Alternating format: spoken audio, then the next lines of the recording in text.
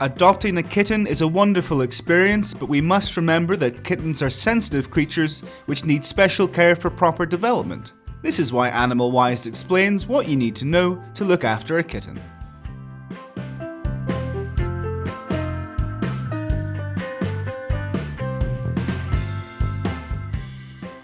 If this is the first time you've adopted a kitten, you will need to take care of some basics before they arrive. If you prepare, the kitten is likely to adapt more quickly and your relationship will be much more positive. Cats are scrupulous animals, so we recommend you leave their food dish, water bowl and litter box in separate areas. If you have other cats at home, or you plan to adopt more than one kitten at the same time, we recommend you have a box for each one. This way you can help avoid conflict. You will also need to clean all the utensils every so often and renew the water regularly. It's also important to get a scratcher. This way you can prevent your cat from scraping their claws in the furniture. Check the description for more info on scratchers for cats. Finally, you'll need to leave them a bed somewhere quiet and away from disruption. We also recommend a quiet nest somewhere else for them to hide when they are afraid or if they simply want some peace. If we have adopted a 1-month-old kitten or younger, it is imperative we go to a veterinarian to obtain artificial kitten formula, which will be their entire diet. It is important to emphasize that you should never separate a mother from her kittens unless it is strictly necessary. From birth, the kittens need colostrum and then breast milk to receive various benefits, particularly for their immune system. After 2 months of life, we can start weaning them onto solid food progressively. We should offer them daily small portions of wet food or kitten-specific pate. Later, we can wet their dry food with a little water to help them ingest properly. After, we can switch to dry food completely. The optimal age of adopting a kitten is at 3 months of life. This is when they are completely weaned, immunized, and have learned necessary behaviors from their mother, such as grooming, basic hygiene, and feline body language. At this stage, the kitten should eat solids without a problem. There are several types of feed we can offer kittens, each with advantages and disadvantages. It will be the decision of each guardian what type to offer. While their feed provides all the necessary nutrients for the feline, it is not always easy to find quality commercial product. On the other hand, homemade diets can help guarantee we are using only quality natural products. They will need a veterinary follow-up to rule out the presence of parasites or nutritional deficiencies. If we have adopted a kitten older than 3 months which has stayed with their mother, we can virtually assure they will be properly socialized with other cats, preventing fear and aggressive behavior. Socialization is also fundamental for learning other habits typical of their species. We need to be aware that socializing an adult cat is complicated and sometimes practically impossible. This is why we need to continue socializing the kitten when they arrive. Introduce them to all kinds of people, objects, sounds, environments, and, where possible, other animals. Brushing both helps keep their fur clean and strengthens our bond with a kitten. It is also useful to monitor them for parasites or specific health problems. We can use a rubber brush for short-hair cats, a carding brush for medium-hair cats, and a rake-type brush for long-hair cats. Offering our kitten environmental enrichment is important to prevent problem behavior.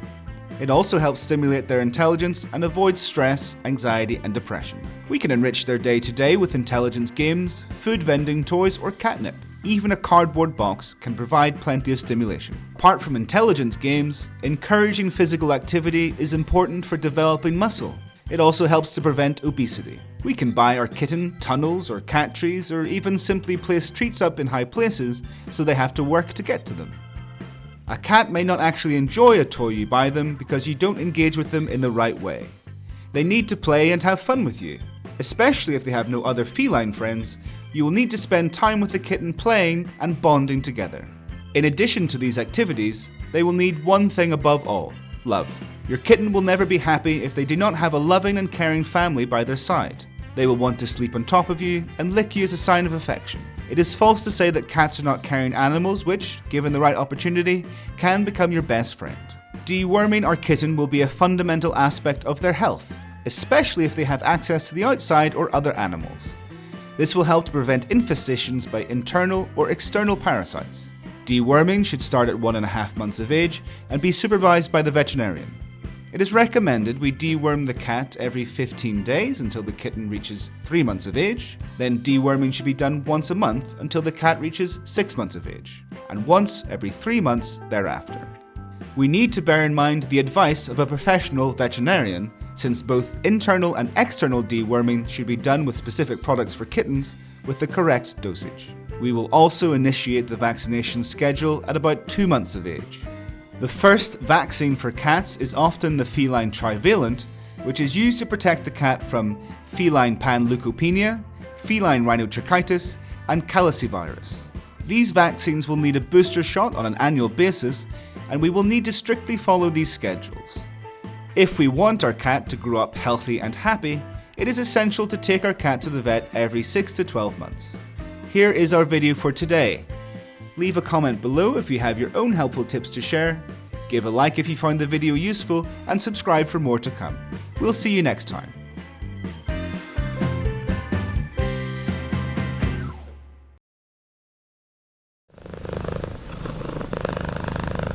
And welcome back to the Purring Journal, the channel where we discuss all things feline. If you're becoming a first-time cat guardian, welcome to one of the best clubs around. Getting a new cat can be equal parts exciting and nerve-wracking, so it's important to know how to navigate the process. To calm your nerves and ensure your cat has a smooth introduction to their new life, it is always a good idea to be well informed. That's why we're sharing a comprehensive guide for first-time cat guardians to prepare for their cat's arrival and the weeks afterward. If you enjoy learning about cat behavior, tips, facts, and more, subscribe to the channel so you never miss an upload. Now let's get into the ultimate beginner's guide to bringing home a cat. Before your cat comes home, prepare your space.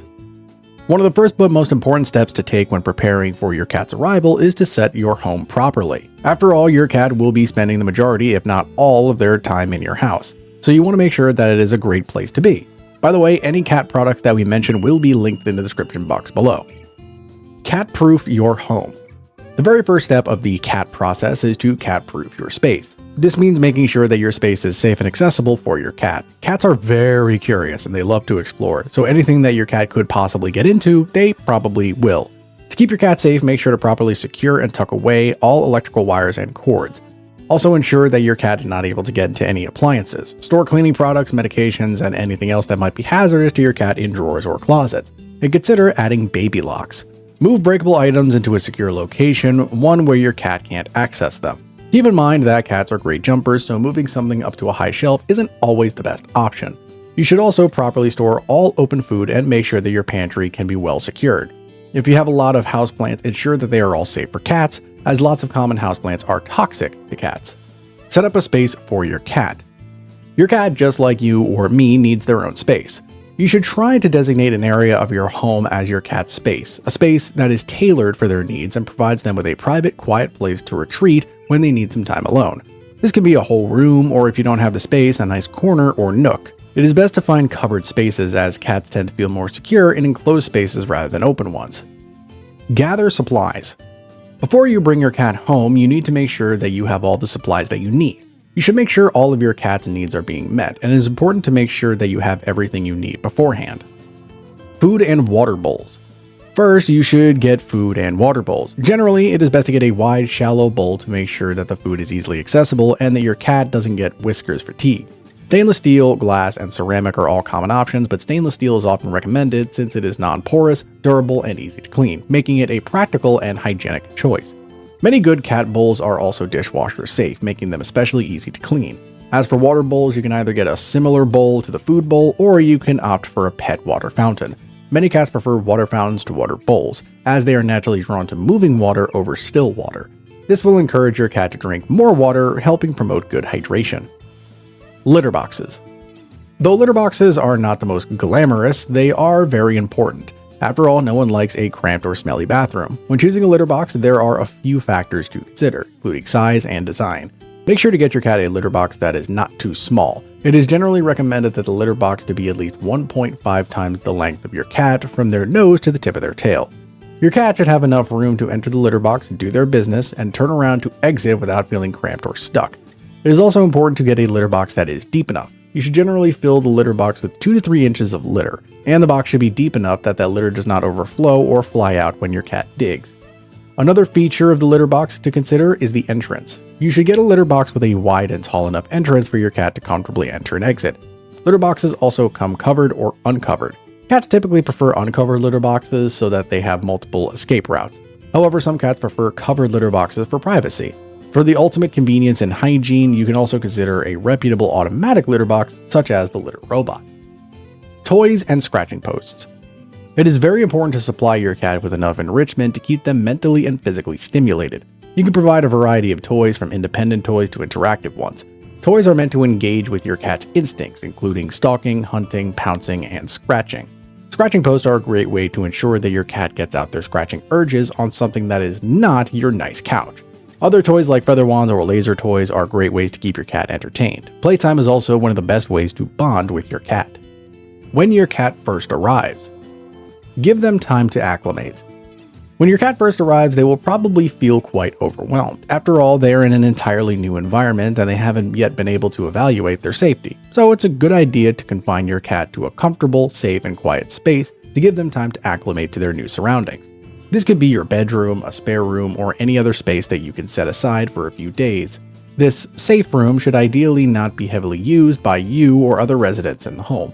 Your cat will be on the edge for the first few days, and people coming in and out might easily spook them. This space should have everything that your cat needs for the first few days: soft blankets, pillows, food, water, some toys, and a litter box. Try to put this as far away from the food and water as you can. Observe your cat's behavior. For the first few hours, it's important to be aware of how your cat is feeling. Observe their body language and behavior to determine how well they are acclimating to their surroundings. Some signs that your cat is struggling to acclimate include hiding, running away, exhibiting scared or aggressive behaviors, excessive grooming, not eating or drinking, and not exploring or displaying natural behaviors. Some cats are more timid than others, and it's normal for your cat to be a bit apprehensive or anxious for the first few hours. However, it's important to see signs of improvement over time. If your cat is not showing any signs of acclimation, it is a good idea to check with your veterinarian for advice. It takes most cats anywhere from a few days to a few weeks to get comfortable in their environment. Initiate contact with your cat. Initiating contact with your cat for the first time can be nerve-wracking, especially if they are more timid. The most important thing to do when you are trying to initiate contact is to be respectful of their boundaries. You should give your cat the lead. As we mentioned, cats are naturally curious. Your cat will be interested in getting to know you, but first they need to ensure that they can trust you. So the best thing to do is to make your presence known, but give your cat plenty of space. After you've given them some time to get used to their surroundings, you can try to go sit in the room that you've provided them. Make sure to move slowly and predictably and take a seat so that you are on their level. Depending on how brave your cat is, they might quickly approach you, or they might watch you for a while before initiating contact. You could try to coax your cat over with treats or by calling out to them in a soft, gentle tone. When they come over to you, try not to make any sudden or quick movements. You can extend your hand for them to sniff. If they do, you could try to give them a pet on the head. Make sure to learn all about where cats do and don't like to be petted beforehand. The belly is one of the off-limits spots. If they rub against your hand, you can continue to pet them. If they shy away, they need some more time to get used to you. During the whole encounter, let your cat call the shots. If they let you pet them for some time and then walk away, don't continue to pet them. Instead, try again later. When your cat is settling in, establish a routine. Cats are creatures of habit and they thrive on consistency. Therefore, it is important to establish a routine for you and your cat to take as much unpredictability out of their schedule as possible. This is especially important in the first few weeks, as easing into a routine will help your cat acclimate. You can build your routine around meal times, as this is the most important staple of your cat's day. Make sure that you are providing your adult cat with 2 meals a day and ensure that they are around the same time every day. As your cat is settling into their new environment, food is going to be at the top of their mind. They don't yet know when food is coming, which can cause them to feel quite anxious.